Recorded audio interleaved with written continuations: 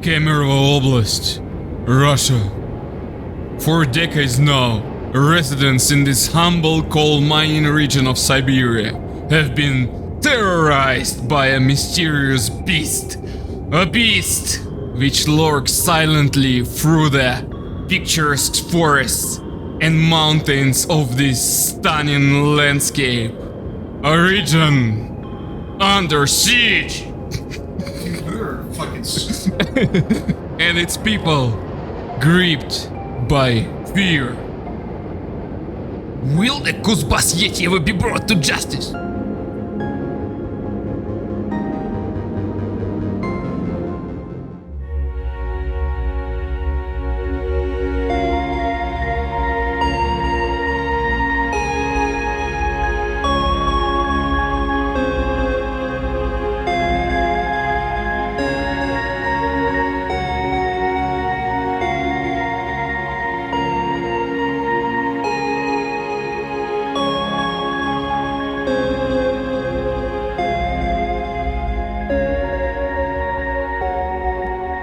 Welcome back to episode number 16 of Super Mystery Bros, the podcast that's been called the Backstreet Boys of podcasts, because we don't care who you are, or where you're from, or what you did, as long as you love us.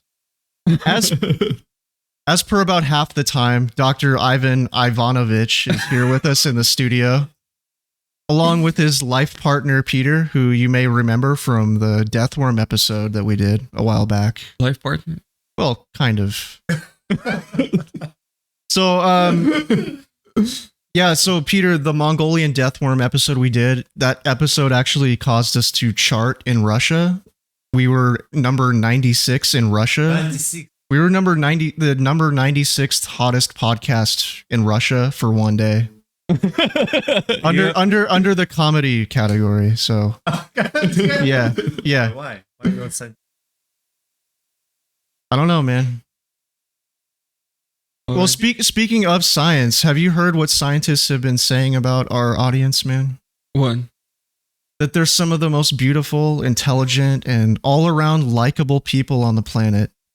But what can they do to support us if they want to help us in our dangerous journey into the unknown, man? As always, leave us a rating or a review on Apple Podcasts or whatever app you use for your podcasts, and you can connect to us via our special website, supermysterybrospodcast.com, or an email, supermysterybros at podcast Okay. at gmail.com. Yep. Good. And they can tell people they know, even people they don't know, they can tell the drive-thru operator at their McDonald's about our awesome podcast, or even Tasty Period if they're in Russia. So today we're going to be talking about the second biggest mystery in Russia. What is it that's lurking in the forests and mountains of Siberia? What's lurking there, man? We'll talk about it later. Okay. Bigfoot. The name itself is known to conjure up images of a blurry, hair-covered man-beast lumbering through the forests of North America. The Native Americans have known of its existence since before the time of white men. Even the moniker Sasquatch derives from a Salish word meaning wild man. The legend persists to this day, and sightings of these mythical beasts are still reported in modern times. To some people, the thought of Bigfoot existing as a real flesh and blood creature is downright laughable. As surely a semi-truck driver would have turned one into street pizza, or a hunter would have shot one by now. And yet, in about 70 years of the topic being in the mainstream of American culture, the best pieces of evidence we have are the Patterson-Gimlin video footage, footprint casts, and the audio recordings of the creature howling and speaking strange gibberish, and of course, an endless stream of eyewitness testimony. However, Bigfoot is not exclusively a North American phenomena. The Yeti, or abominable Snowman of Nepal is thought to be the cousin of the American Bigfoot and a close second in fame when it comes to legendary, upright, bipedal, hairy man-like beasts. Yeah, that's a precise description. Credible claims, if you would like to call them that, span all over the globe, and even Australia has its own Bigfoot-like creature, called the Yowie, which both the Aboriginals as well as early white settlers have reported sightings of.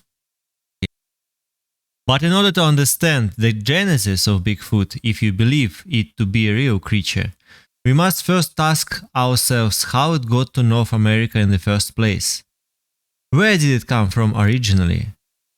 Theories are plentiful, but answers are few. However, if you believe in Bigfoot and you believe it to be an undiscovered species of ape or hominid, it realistically could have only arrived in North America from one place, Siberia, via the Bering Strait land bridge that existed during the last ice age, just as the ancient Native Americans did. So, with that said, it begs the question: could the distant relatives of Bigfoot still be alive in the unspoiled wilderness of Siberia? But in order to understand this question, we must first travel back in time. Play the time machine sound effect here. Don't forget to do this.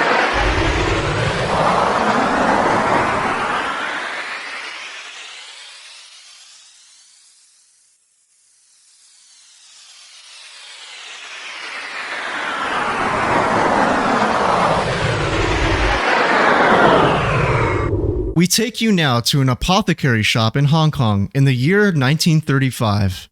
As Dutch-German paleontologist Gustav Ralph von Koenigswald browses around the shop, a large molar tooth catches his eye. Teeth like these had been used in traditional Chinese medicine for eons and were known as dragon's teeth.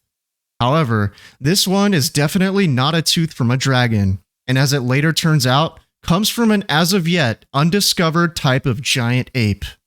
He dubs the creature Gigantopithecus, which translates literally to giant ape. Since the time of Koenigswald, over 1,300 more teeth of this creature have been tracked down, mostly from the traditional Chinese medicine market. Aside from teeth and partial mandibles, no other remains of this creature have ever been found. However, despite only finding teeth and partial mandibles, many facts about the creature can be extrapolated. Its remains, although few, have been found in southern China, northern Vietnam, and northwest Thailand. Although many modern reconstructions of the creature tend to resemble modern gorillas, through scientific analysis, it is known that this creature was actually part of the Pongenae group of apes, which is the same family that the orangutan belongs to. This makes sense, as its mandible is also shaped more closely to that of orangutans rather than to gorillas. It's unknown how its body was shaped, but most scientists assume that it looked much like many other apes of its time, moving around as a quadruped most of the time, while still being able to walk bipedally on occasion. Through scientific analysis, it's been determined that if it stood up on two legs, it may have towered in at nearly 3 meters tall and weighed about 600 pounds or more. Through dental analysis, it's been discovered that the creature was an herbivore, consuming fruits, leaves, and other plant matter. While many recreations and artistic representations of the creature depict it as walking on 2 feet like Bigfoot does, there's currently no evidence to support this assertion.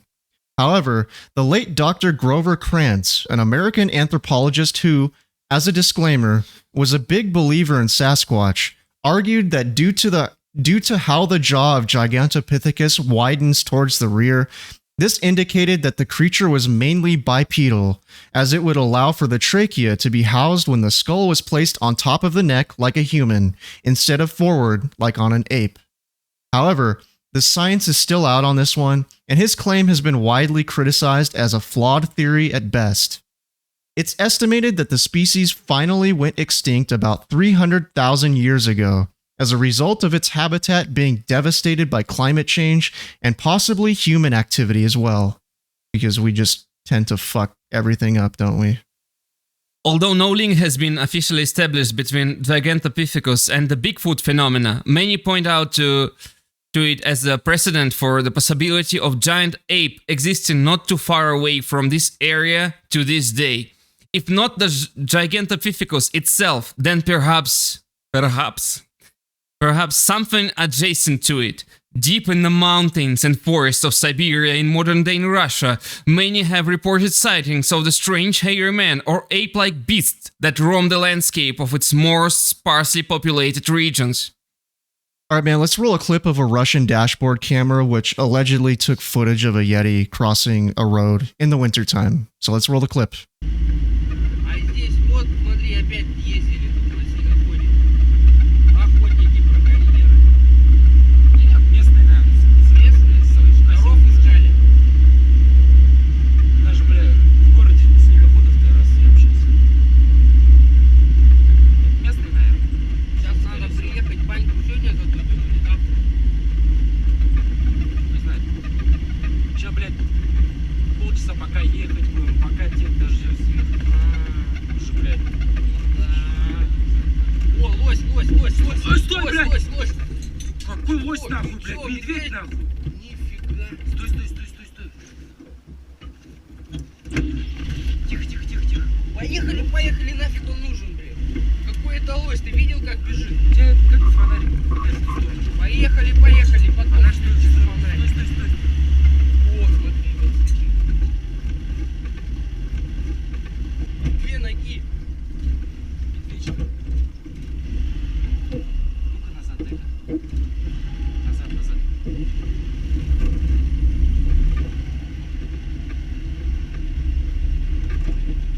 All right, guys, I wanted to ask you what you thought of that video, and can you describe it for our listeners, both visually and you know, the sound of it too.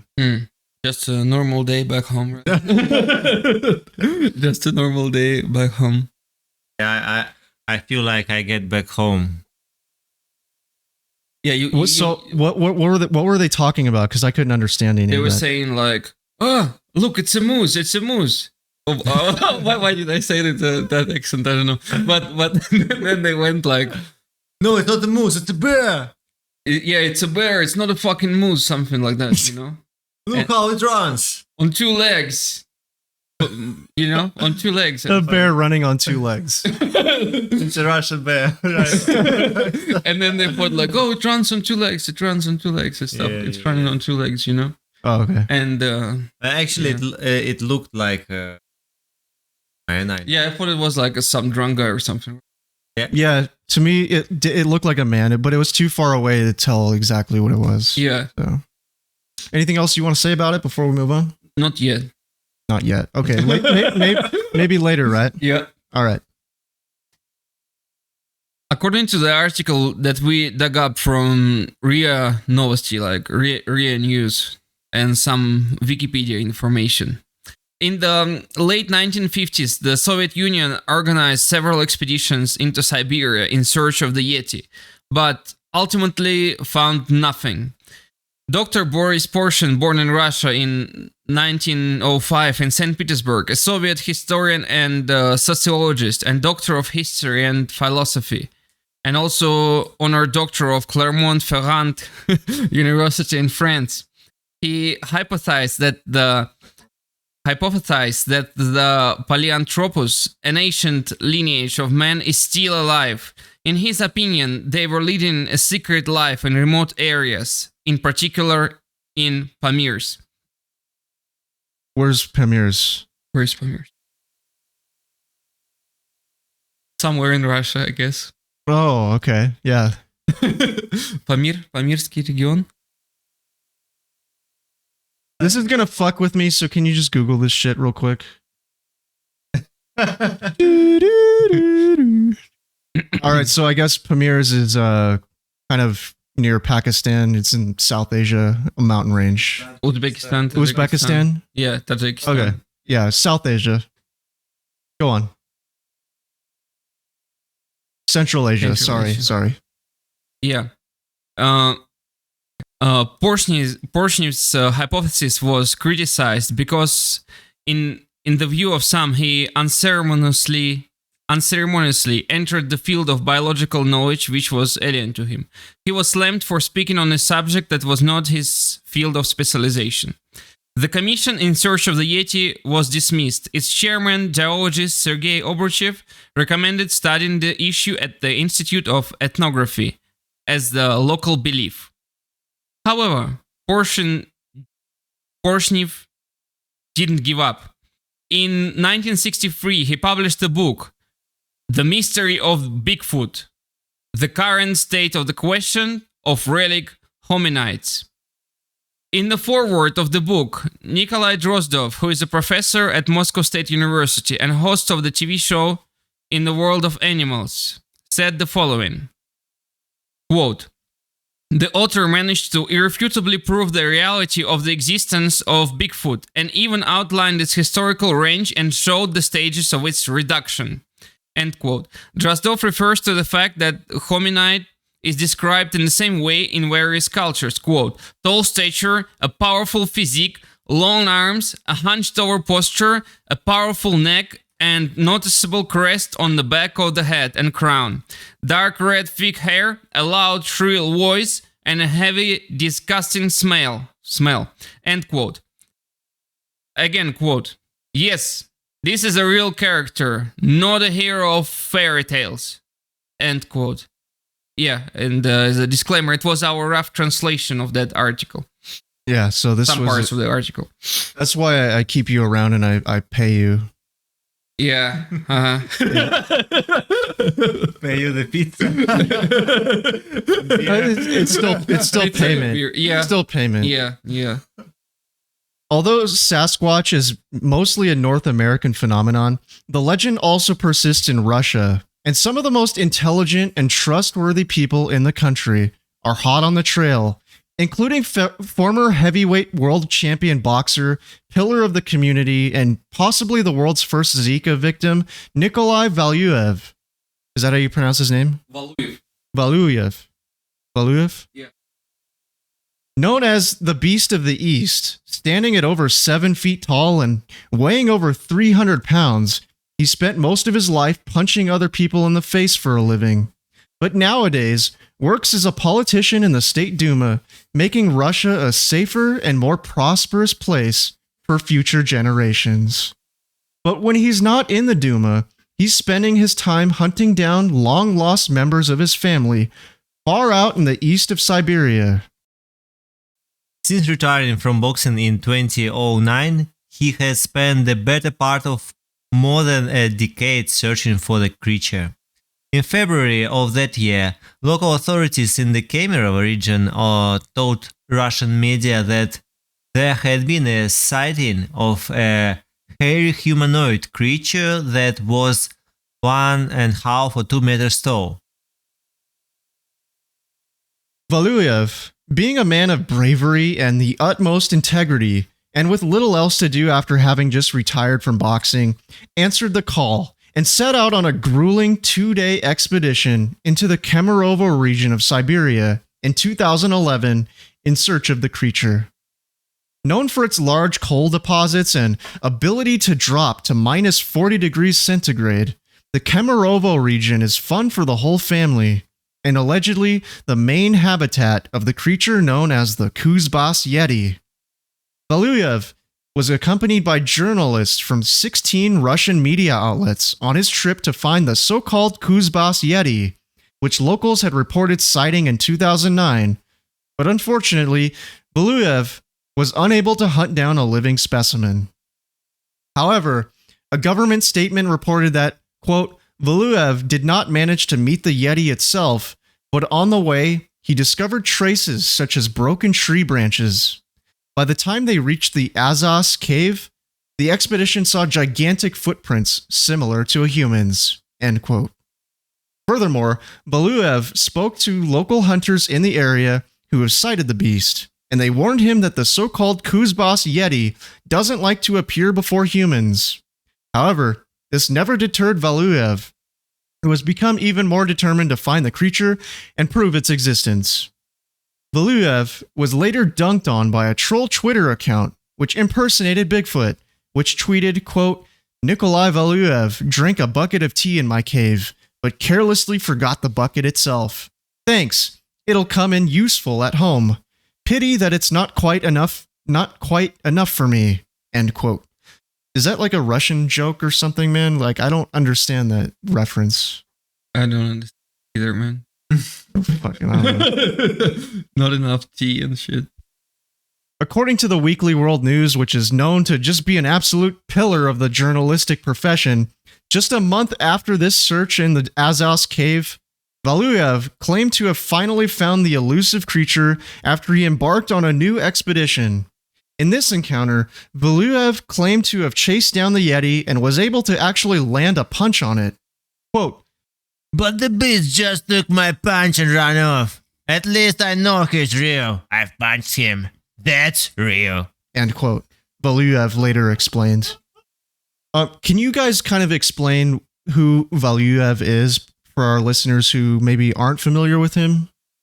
Yeah, for what I know, he used to be like a great boxer. He had a really successful boxing career and stuff like that.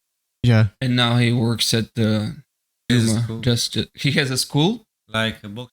Oh, he has his own boxing school now. Yeah. And anything else when it comes to him? Like, He's a really big guy.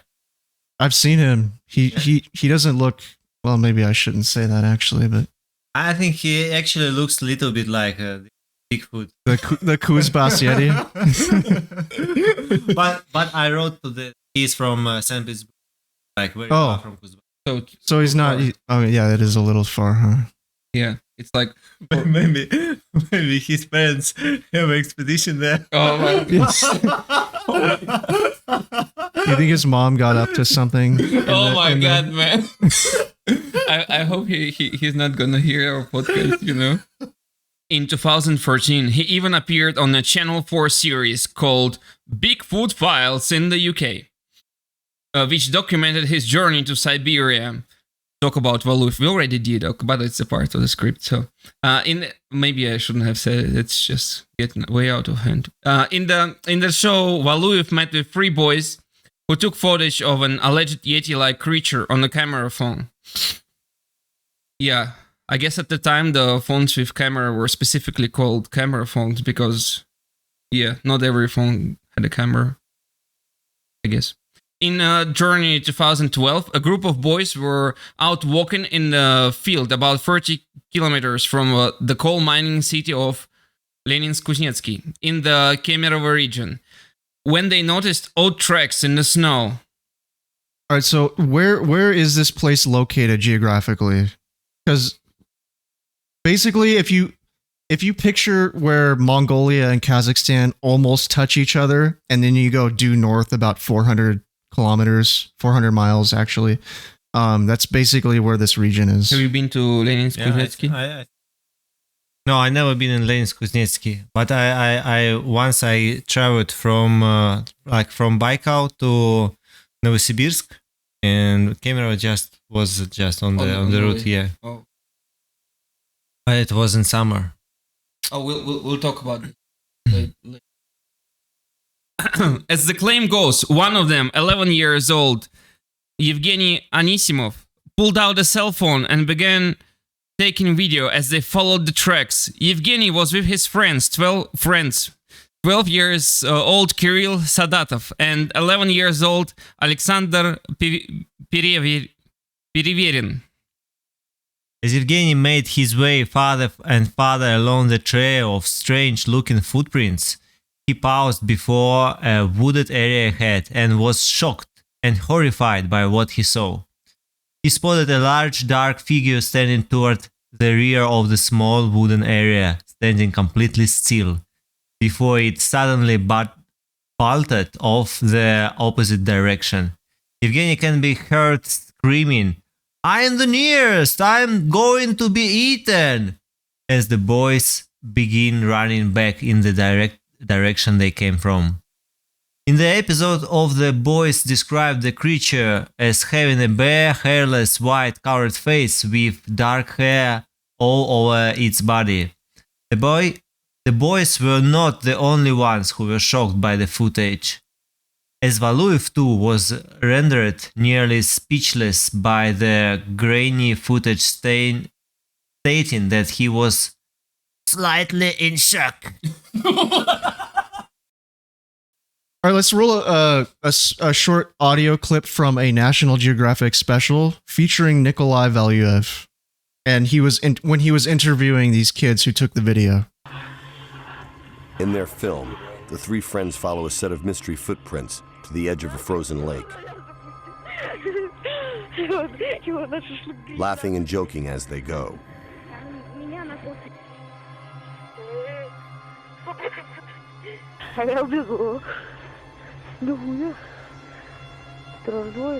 And then they see something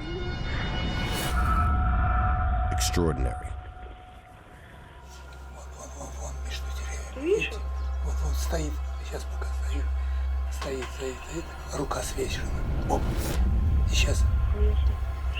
A tall, dark, hairy figure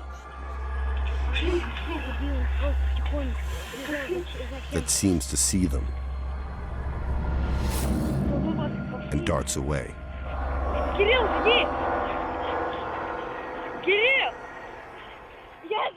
What does Nikolai think of it? This bit here, when we see the creature. Ну, я сам сейчас немножко в шоке. Как получилось, что следы-то заметили? Мы подошли ближе, смотрим, а потом Бог посмотрел, Женька говорит, смотрите, следы. Ну, мы пошли туда, по этим следам, он камеру. Мы когда подошли, следы было, его не видно. Он потом из кустов там не видно было, он потом вышел, на нас как маленечко посмотрел, у него лицо здесь как-то такое белое, лысое, волос не было такого. Ну, было видно, как быстро побежали-то. Страшно было? Да.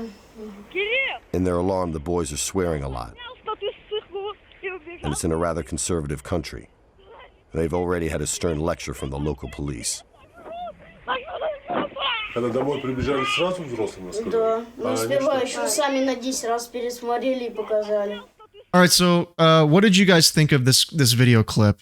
Can you describe it for our listeners? So basically, National Geographic, they interviewed those kids who allegedly encountered the Kuzbass Yeti, right? Yeah. And and they interviewed them along with Valuev. And the kids were pretty scared, and they were saying some things like, "Run, motherfucker, run!" Are you serious? Yeah, some stuff like that, I think. Did they? Did they say that? I didn't hear. I think they said it like "Ёб твою мать," something like that. No? Can we check it again? No, come on, man. It doesn't matter. They were yelling something like that. Something like that. Something like that. They were pretty scared. Yeah. Anyway, yeah, they were very scared and running very fast. And I think in some way that clip was a bit corny, and then they started talking about Russia as being like that conservative place, that the policeman talked with the kids, told them like not to swear and shit like that. That was that was a really corny, man, I think, of them, you know. You don't think they won't do that? They don't care about that. I don't think so, man.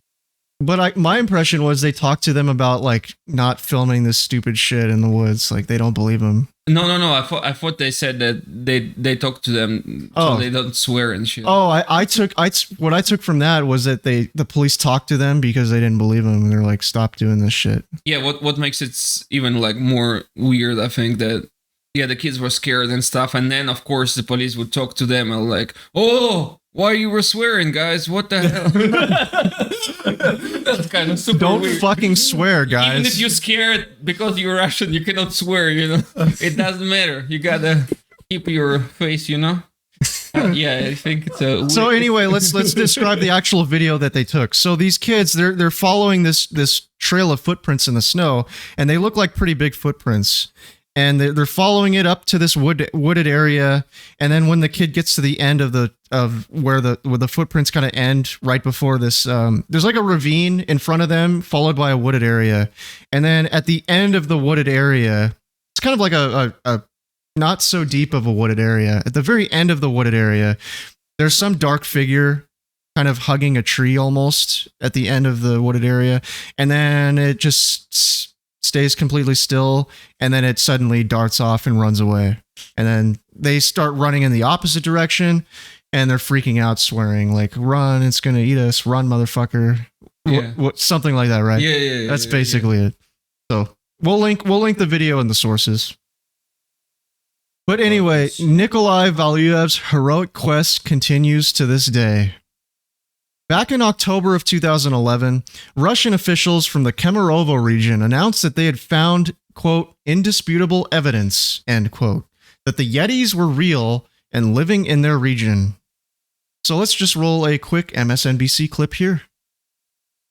Is the mythical Yeti living in Siberia? Some recent evidence just may support that theory. More than a dozen scientists and Yeti enthusiasts from the US, Canada, Sweden, and Estonia recently joined their Russian colleagues at a conference about 2,000 miles east of Moscow, in an area that has had increasing reports of Yeti sightings. Searching the woods and a cave, the scientists documented footprints and stray pieces of hair or fur they said could belong to a Yeti. They also found what they believe were territorial markers like a bedding area. Scientists then held a conference, and the group concludes they are almost certain Yeti lived in the area. However, one participant says, without a Yeti skeleton, you can't claim the abominable snowman really exists. During an expedition into the Azazskaya cave, directly after an international conference on the creature, researchers and Russian officials found bent tree branches, an alleged footprint of the creature, and a small sample of gray hair in the cave.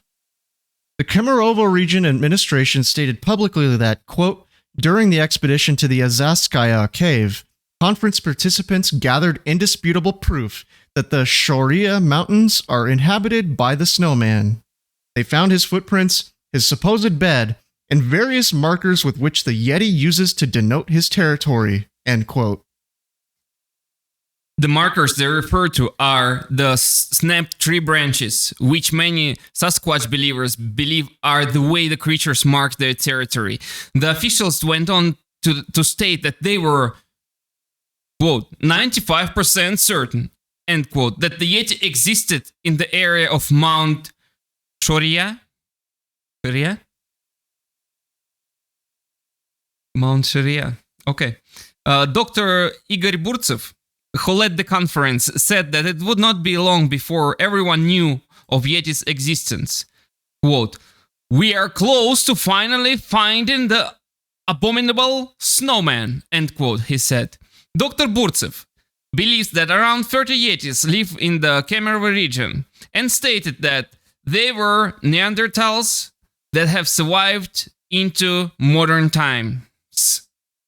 All right, man. So we got to talk about this shit. So the shit that I find unbelievable here is that I don't know how anyone can, especially a guy who has a doctorate, can confuse a Neanderthal with some big ass hairy ape looking thing.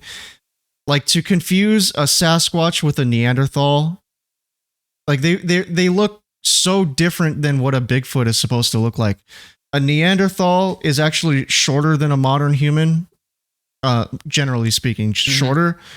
And they don't look too different than how modern humans look. Like, at a distance, you would confuse it with another person rather than with a fucking monkey looking thing. Mm-hmm. So I don't know what to say to that. Anyone who thinks that Bigfoot or Yetis are just Neanderthals, leftover Neanderthals, because Neanderthals don't look anything like Yetis or Bigfoot are supposed to look. We used to interbreed with Neanderthals back in the ancient times. That's why everyone's got a little bit of Neanderthal DNA in them. Some people have more. Who specifically are you talking about, man? No one specific. How do you No one know specific. Yeti didn't do it? Yeah, That's a good point. That's a good point, actually. After that, one of the Neanderthals was bitten by a mosquito.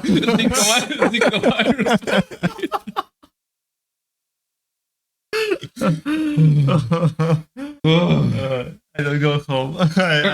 I will be beaten by Yeti. Dr. John Bindernagel, a Canadian Bigfoot researcher who has since passed away, stated, quote, "We were shown some twisted willow branches that are referred to as markers. They were convincing evidence of this hominoid.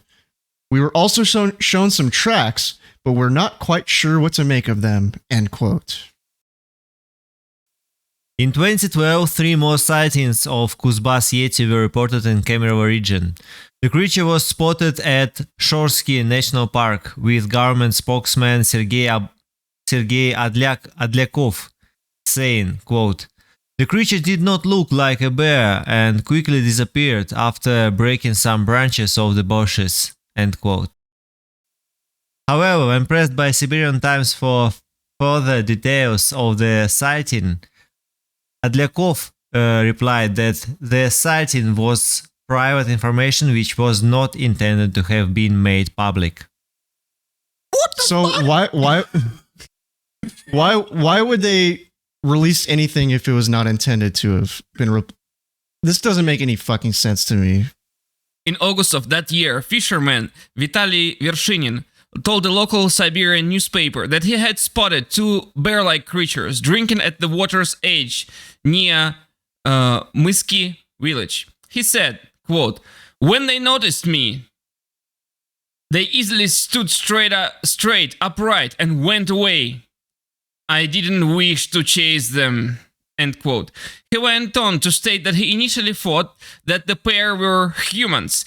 He had shouted at the creatures, asking them if they needed help, quote, "And then they rushed away, all in fur, walking on 2 legs, making their way through the bushes on 2 limbs," end quote. He went on to say, quote, What did we think? It could not be bears, as bears walk on all 4s, and they run on 2, and then they were gone," end quote. The third reported sighting in this region during the year of our Lord 2012. Yep, it's year of our Lord 2012. Was without great detail, but according to the witness, quote, "Some tall animals looking like people," end quote, "were on a rock above the Mrazu River. The witness added, quote, "Our binoculars were broken and did not let us see them sharply. We waved at the animals, but they didn't respond. They quickly ran back into the forest, walking on 2 legs," end quote. The witness later said, quote, "We realized they were not in dark clothes, but covered by dark fur. They did walk like people," end quote. In an article from the Siberian Times dated April 1st, 2016, they reported, quote, "Environmental rangers and hunters in remote mountain terrains say the Kremlin leader personally witnessed 3 Yetis while on a recent helicopter trip to a remote location famous for claimed sightings." He, meaning Vladimir Putin.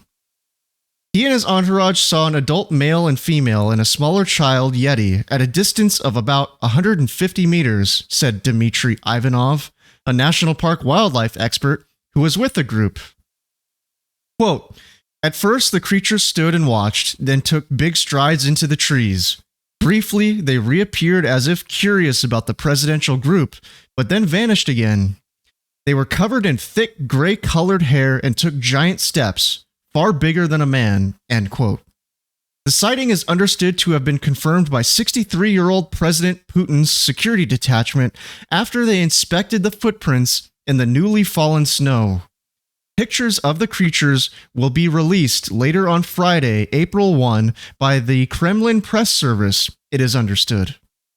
It is unknown if they were taken by Prime Minister Dmitry Medvedev, a noted photographer who was on the same trip, according to local newspaper reports in Kemerovo.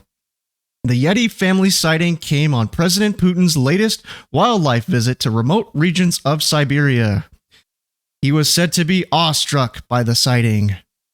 Now, scientists from the Siberian branch of the Russian Academy of Science have been ordered to investigate the discovery, but the Russians will do everything to, quote, protect the Yeti in their natural habitat, end quote.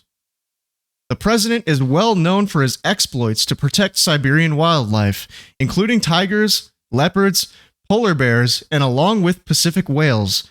But if the Yeti find is confirmed, this will be his most remarkable achievement yet. On one occasion in 2012, he flew in a hang glider over Arctic Siberia in an attempt to teach white cranes to fly south to migrate. Yeti are also known as Bigfoot or abominable snowmen. Sightings have been made in North America as well as Russia and other areas of Asia over many decades, but skeptics always dismiss the claims. The location of the sensational discovery was some 32 kilometers from the Azaz Cave, a place where Yeti believers have previously said there were sightings.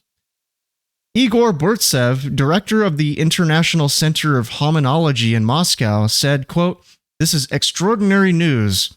Yeti deniers will now have to eat their words.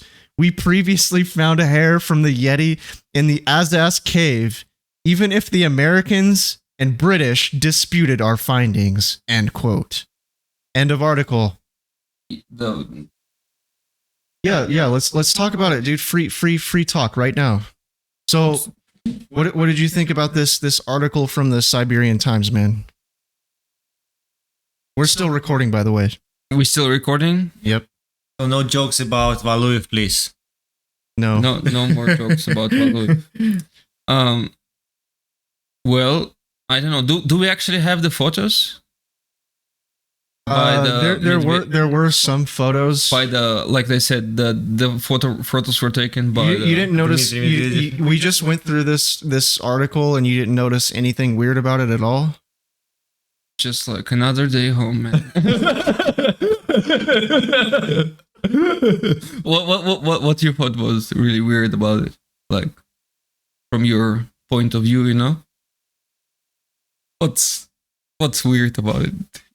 You didn't notice anything weird about it? You mean that they saw the Yeti, right?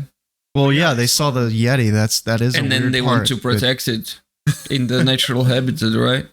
Yeah, but if they want to protect it, man, maybe that's why they didn't release the photos. Oh, that's why. Yeah, keep it safe from the all the British and American. But you didn't notice anything else about this article that's. Did you put something weird in it, man? No, I didn't edit this article in any way.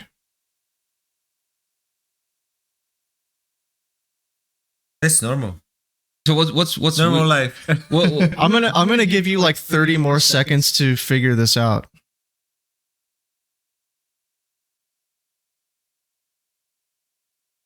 April 1st maybe. Ah, shit, man. What the hell, man? God damn it. That was fucking...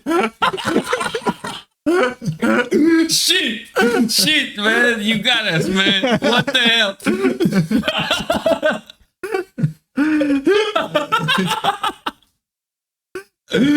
Man, how could you... Why did you do that, man? Actually, for a moment, I thought it really happened, because I thought like, oh, it's okay, it happened. Valuev saw the punch him, even punched him, yeah. So maybe Putin also has seen him at least, kind of normal thing. It's totally normal thing in Russia. Yeah, I think just a normal Tuesday afternoon. Just another day, Friday. Just another Friday afternoon for the. I'm gonna pull. All right. So that's the end of the episode. So Peter, I understand that you've actually been in the Kemerovo region before. Can you just describe what it's like there, and what were you doing there when you went there? So I think I can only say it's a quite remote place. Yeah. And I don't remember anything except of the woods there, actually. And I remember when we go through the Kemerovo, it was just like I've seen like a factory, mm-hmm. and and like a small city and a lot of woods there. Nothing special, but maybe it's actually it's a good habitat. So you think if the Yeti were to exist, do you think it could be hidden here? Maybe, yeah, because it's a huge place, huge place of woods that, like, I think not really, we don't really know too much about this place. Did you see any animals, wild animals? No. I was just like hitchhiking through there. Hitchhiking as always, huh? So it like was just one of the. Like, I just go through. It wasn't my destination. What time of year was this? It was in summer. Summer? Yeah. What, mosquitoes? Mosquitoes, a lot of mosquitoes, you know? A lot of mosquitoes. Maybe some of them, they have this virus. but I never see people like Valuyev in this region. Like, okay, that's good. Yeah. Maybe somewhere else then. Huh? Yeah. Is there anything else you want to talk about when it comes to the Kemerovo region? No, I don't think so. So basically, it is a very remote place. There's almost nobody there. Tons of mountains and forests, from what I understand. Is that correct? Yeah. And if the Yeti were to exist, this would be a perfect habitat for it to remain hidden, at least. Yeah, it could be. Yeah. What about you, Ivan? Do you have any thoughts? I mean, all right, dude. So I'm going to put it this way. Our listeners are fucking dying to know at this point, which King of the Hill episode does this all remind you of? Do you have a King of the Hill episode that this reminds you of? Actually, for this one, I don't. But maybe you have it. I actually do. So last night, I was laying in bed thinking of like, oh, what's Ivan gonna bring up tomorrow when we do the podcast when it comes to the King of the Hill episode? And I remembered an episode, and I can't believe you didn't remember this one. Do you remember the episode of King of the Hill when the manager at the Megalomart had like a rat problem? Oh yeah. I remember. You remember that one? Oh yeah. And so he reluctantly recommended Dale to come in and take care of the rat problem. Mm-hmm. And then Dale was like finding all the evidence inside the Megalomart. And he's like, oh, this isn't a rat. This is a baboon or something. And then, yeah. And then he goes as he's like finding more and more evidence. Like there was one part in the episode where, there was like a Chuck Mangione CD that was marked up to like $40, like mysteriously marked up in price to $40. And he's like, starts suspecting that it's Chuck Mangione is on the loose inside of the store, who's like the spokesman of, do you know who Chuck Mangione is? The real guy. He's a real guy. He's not, but in the cartoon, he's the spokesman for Megalomart. Yeah. But in real life, he's like a jazz musician, jazz trumpeter guy. Mm-hmm. And he actually played himself in the cartoon. Nice. Yeah. But anyway, so in the show, he's the spokesman for this chain of retail stores or whatever. And so, you know, Dale, Hank, Bill, and Boomhauer, they go into the Megalomart at night. Dale is the only one who believes that like Chuck Mangione is on the loose in the store. And then the other three guys are just looking for the rat or whatever. Mm-hmm. But then like small pieces of evidence start leading them all like one by one to believe that it's actually Chuck Mangione in the store. And then finally, like I think it was like the two employees that were working there were like breaking into the store at night to steal stuff from the store, but they were wearing like the Chuck Mangione mask. Mm-hmm. And then when Dale was running away from them, the real Chuck Mangione like pulled him into this like toilet paper display, like behind the toilet paper display, and to save his life or whatever. And then he's just explaining that when he signed the contract to be the spokesman for the Megalomart, he didn't read the fine print, and they opened like 400 stores a year, and he couldn't be at all these different places at once. Mm-hmm. And so he was just hiding from like the Megalomart CEOs and shit, and he's basically just staying in this store, hiding from all the store management and everything inside of this toilet paper display. And he's playing their video games at night, eating their food, and like taking a shit on the floor, and he was the one who bit the wires on the security cameras. It wasn't the rats. So anyway, at the end of the episode, I remember like Hank, Bill, and Boomhauer, they drive off in the truck thinking that it's just the two kids who worked in the store. The employees. But Dale like really knew it was really Chuck Mangione. And he actually met with him, right? Yeah, it was like the real Chuck Mangione. Yeah. And so I guess the lesson on this one can be, people with really fucking weird out there theories about stuff can sometimes be right. Yeah, so it's not, sometimes we look for a logical explanation or a rational explanation for certain stuff, when sometimes the real explanation doesn't fit within the bounds of our own rationality. And I think that's the logical. So what you're saying is that Valuyev is Dale. To a degree, yes. Yeah. But then he met with Chuck. I mean, So in this story, Chuck would be comparable to the Yeti. Yeti, yeah. Then he met with the Chuck, aka Yeti. Yeah, kind of. And kind of. Instead of keeping the Yeti's secret, he just spilled it out. Like, I punched the Yeti, and he also punched him. Not as polite as Dale, man. But I do have to kind of confess something to you. The Weekly World News is a tabloid. And it's like a fake news tabloid. So that story is probably bullshit. Which one? With the punching thing? Yeah. Man, goddamn. Too many fake news today, man. No, just two. Just two. I gotta come clean about that before we end the episode. But so the Weekly World News, But these two videos, they are weird, I think. Which one? These two videos we watched. Oh, yeah. They were... Well, they weren't like faked by a tabloid, but I guess they could have been faked by whoever took the footage. Yeah, actually. I wanted to talk about the footage that those kids took. Something kind of weird I noticed was, when Nikolai Valuyev was looking at the computer screen on that video clip we watched, and that little blonde-haired kid was fucking smirking. He was like, I don't fucking trust those little shits, man. I think they hoaxed it. Oh man. Just like that episode of the King of the Hill. we watched recently with the Dale again. He didn't trust the daughter of the... Who was she? The girl... What was the name of Candy? The lady wanted to marry Bill or something. And then Dale looked at the kids and he looked at that girl and he went like, I don't trust her.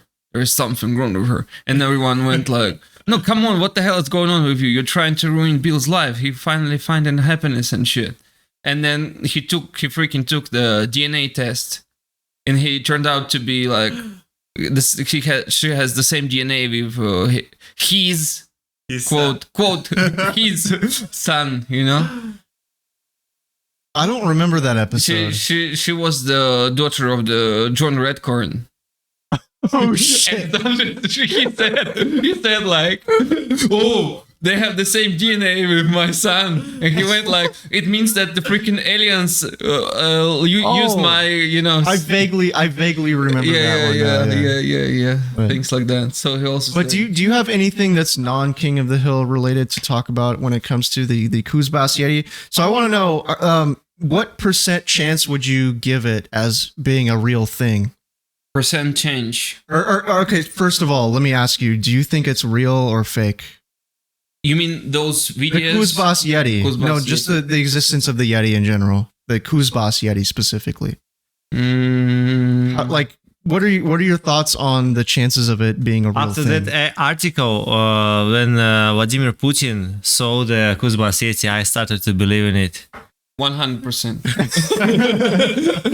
but if you're not taking the article into account, then I don't know, man. I'll give it 0.4%. Jesus, man, really that low? Okay, man. Just for you one. I think okay. Actually, we have a lot of species we don't know, and we can find. I think if we search for it, we will find that every day we find some species. So, Yeah, that's true. But maybe not such a. And this is. I'll give you some food for thought. So, this region of Siberia, it used to be a lot warmer than it is now. So the habitat of this Yeti, if it exists, at one point was a lot warmer in the past. And it kind of begs the question, could there be some sort of species living here that sort of remained in this region, but adapted more towards the cold?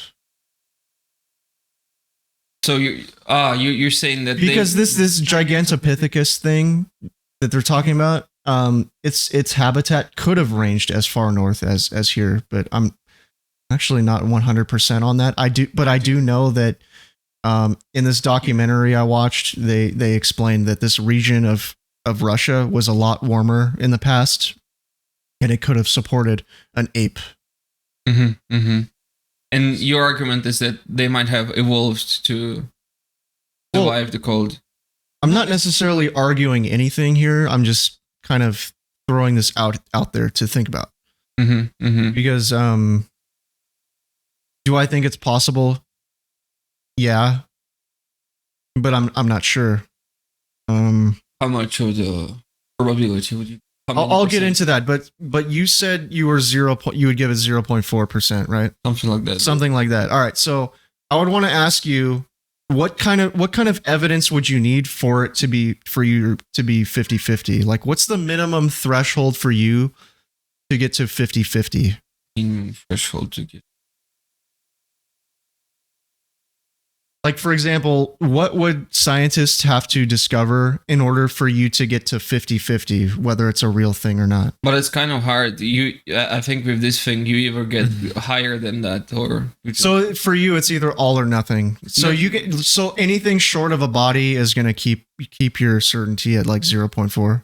Like, is there any form of evidence for you that could be discovered that would maybe not put it at 100%, but put it at like a reasonably higher percentage? Maybe I think if we found that the true parents of Valuev are not his parents, and he came somewhere from Siberia, and after that he came to like Leningrad, home of orphans. Yeah, or maybe it's like 50 or 40, 60 like you this. just dropped off at a fire station as a baby. Yeah, man. I think if we're not taking the body parts or like some remains into account, it's like if we don't have them, it's hard to say. If we have them, it's already kind of evident, right? But I understand that, but I'm saying, like, if there is, like, what would put you over the threshold where it's like over that 50-50 threshold? What sort of evidence would you need, like the minimum to where you're like, man, that's a coin toss? H1. But that would put you at 100% if you caught one. Yeah. So I'm saying, what short of catching a live or a dead one would boost that for maybe you? At least some like better footage, man. Better footage? Yeah. Okay. Like the camera or something. Because the footage we've got so far is kind of all weird, right? Yeah. I think for me, what would put me at like 75%, no, actually higher than 75%. I don't know what percent exactly, but if we could recover some DNA, whether, someone's walking and they find a Bigfoot turd in the forest, or they find a a hair with like a bulb on the end of it that they can analyze the DNA and it comes back as like an But it's like unknown primate. It's kind of like finding the body, man. Not really though. It's not finding a dead body. It's the not parts. What? Some parts of the body, skin or shit, you know. Dude, a shit is not a dead body, man. Come on. No, I know it's not a dead body, but it's like kind of. Okay, continue. I don't even know where I was going with this. I'm just saying, for me to put myself with a reasonably high degree of certainty, I would need at least DNA that comes back as an unknown primate. And so far as I know, nothing has come back like that from this region. And I don't know what really what came of that evidence that the 2011 conference found. I assume nothing ever came of it because I haven't heard anything about it since. So they said 95 degrees certainty, but I haven't heard shit. I haven't heard shit since then. So So if we're not taking into account that like possibility of finding some DNA or something, like at this point with the data we've got now, how much percent-wise would you give it? You know, when it comes to the Siberian Bigfoot in particular, I have no idea because it's not something I'm super familiar with. But when it comes to Bigfoot, I'm slightly higher than 0.4. I mean, I give it like slightly higher than that, but 0.41. I don't know where I am exactly. It would probably depend on the day, but there is some weird evidence that can be looked at, but that's what we're gonna do on future episodes. All right. Is there anything else you want to talk about? What about you, Peter? Do you have anything you want to talk about when it comes to this?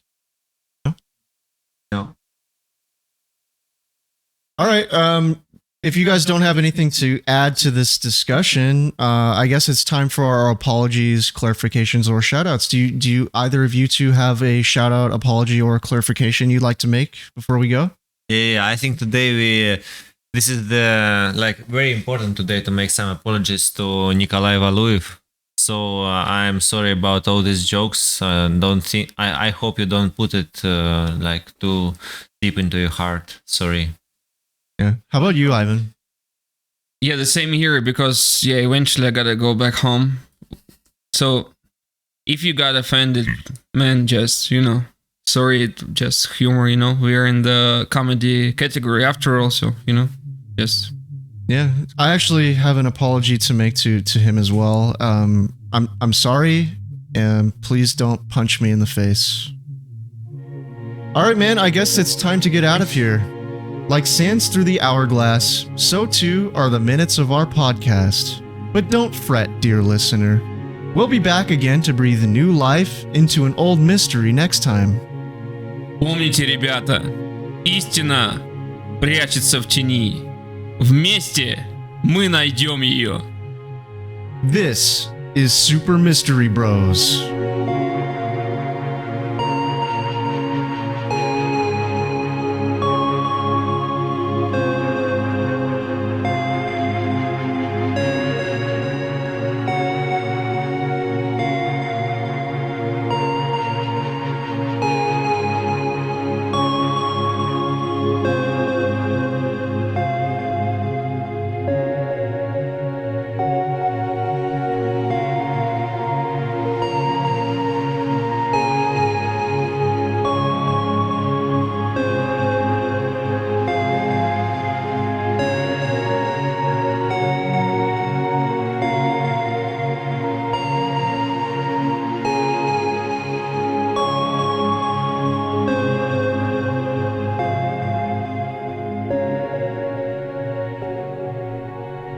Изначально просил у него 100 ракет, тут ему дал, просто так дал 100 ракет, типа, чтобы ты ебался. А через год все-таки этот суд продолжился. И закрыли потом. Да. Он продолжался там еще несколько лет и закрылся. Man, they freaking closed that deal. What? Closed that, not deal, how do you call it? Closed that, fuck, I forgot. Case, Valuev case. They closed it? What do you mean? Yeah, that what he- case? he- When he the- punched the security Yeah. guard? Oh, that sucks. So this song, do you? Yeah, I'm recording. So this song I would like to посвятить. Dedicate to охранник. Security. To the security guy who was punched by Valuev. And maybe you should explain the context behind this song, because we didn't talk about that in the episode. Yeah, but so basically, what happened? So Valuev punched a 65-year-old security guard. 61-year-old. 61. Yeah. 61-year-old. No, not guard. that old. Not that old. And so Peter would like to dedicate this song to the victim of the face punching. Okay.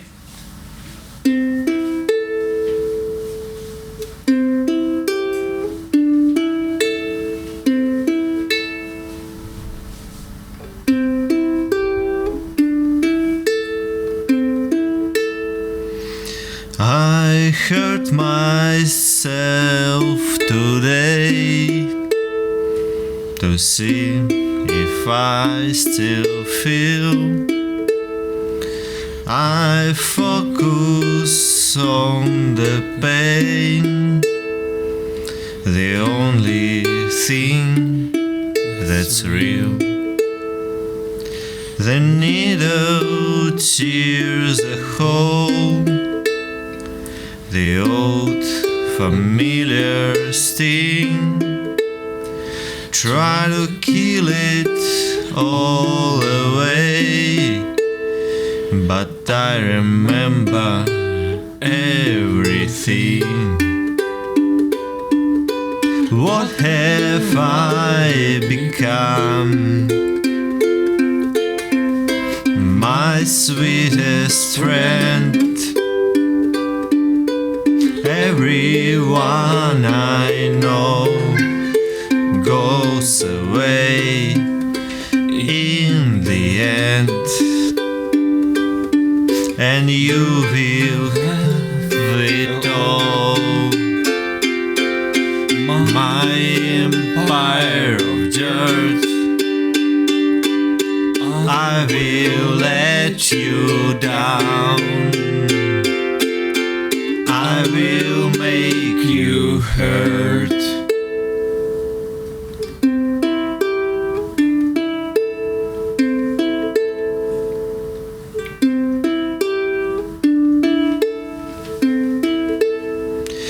I put this crown of thorns above my liar's chair, full of broken thoughts I cannot repair.